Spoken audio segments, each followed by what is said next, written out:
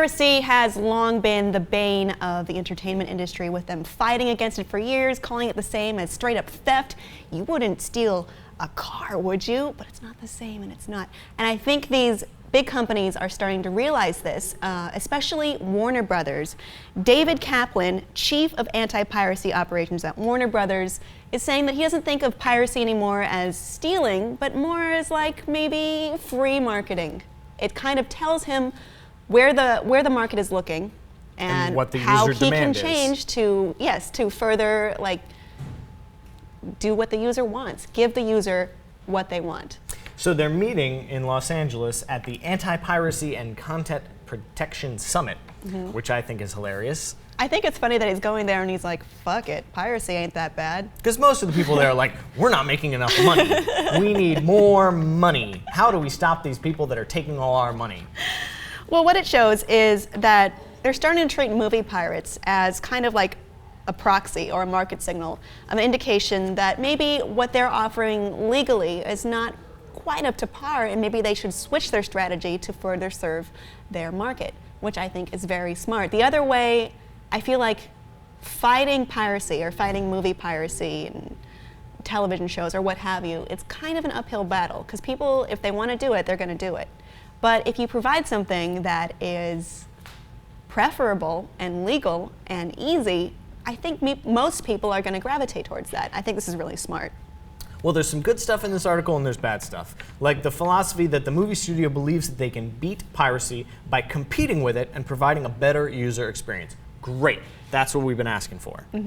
Like instead of just, this is how much a movie ticket costs, this is how much a DVD costs, we've decided we don't want to pay those because they're exorbitant, and we're just going to take it for free because it's available. That's sort of how it worked with the music industry when CDs cost like $20, $25. They did? Oh yeah, you don't remember that? Going to the wall and FYE and paying $20 for a CD with 10 tracks on it? I don't. It was ridiculous. That's why there was like LimeWire and Kazaa and I did have Kazaa. Yeah. But now with digital downloads and tracks costing 99 cents, things are better ostensibly. These companies are still making money hand over fist, but those peer-to-peer sharing services are much less popular for music as they used to be. And there's give me 1 second. Oh, and there's the relaxing their rules on copyright infringement for like, fan service and doing stuff with, what is copyright information, but it doesn't compete with the feature film. So you're saying more like fan art, fan fiction, right? Stuff like that, like what you would find on DeviantArt or fanfiction.net. And I don't think it's not hurting them, it's not taking away from them for someone to express how much they love this property in an artistic way. I think that, if anything, that's more free advertising on top of the free marketing. And the companies are finally starting to understand that you don't want to persecute your fans. Right? Because they're the people who love it. They're the people who are going to maybe spend the most money on it. To pay the money for it, right. Now what isn't so great in here is about the details of how they're going to do this. They say, is this on the second page? Well, they can't tell you all their marketing strategies. But maybe, you know how Louis C.K. famously put out his stand-up special for $5, and people were like, yeah, let's do it. Let's be a part of this. Wildly successful. Crazy successful. Didn't he make like $1 million very quickly? And all he did was give the people what they wanted, which was to cut out that middle distributor. And it saved them a lot of money, and he probably made about as much as he would have. I'm not sure. He does the same thing with his ticket sales, too, for his shows. He doesn't go through Ticketmaster. It's like one flat fee for every seat in the house. People like that. Yeah. So I don't know what they're doing, but I would imagine it's somewhere along those lines. It's somewhat of a proven method, and I've been kind of waiting for his example to somehow affect the entertainment industry and how they distribute things.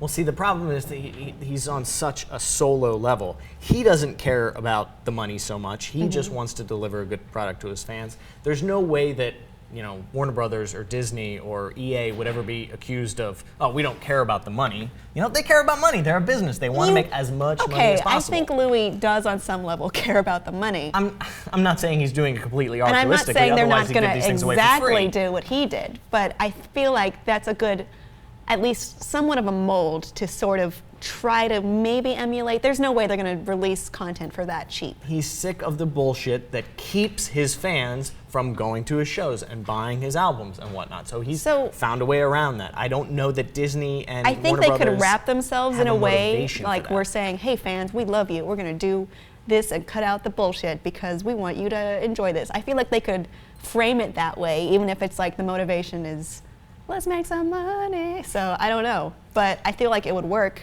and I feel like people would like it just based on the example. The only idea that Kaplan had in here was, stopping with like going against the pirates and putting money towards the education of like, this is what happens when you pirate, and wouldn't it be great if we did this instead? And that's just making another like, don't copy that floppy. Look at my shirt. Which is apt for the shirt that you're wearing presently. But it was a complete failure. There was nothing that anybody took out of that video and videos like it, other than look how wrong these industries have it. They can't relate to us at all. Yeah, so. I mean, I did see a lot of stand-ups on that topic make fun of that commercial. You wouldn't download a car? Yeah, I would. I would if the way I downloaded a car was if I touched the car and I got a copy and the original car was still there and no one was hurt in the process at all. I would do that. Yeah, if you can make a car from scratch, from nothing. Just appear. Yeah, that's great. Everybody should do that. Well, holodeck technology. so we don't know exactly what they're going to do, but we do see at least that maybe the attitude towards piracy is changing in the big industries, and that's something interesting. I don't know what they're going to do with it yet, but I think it's a step in the right direction.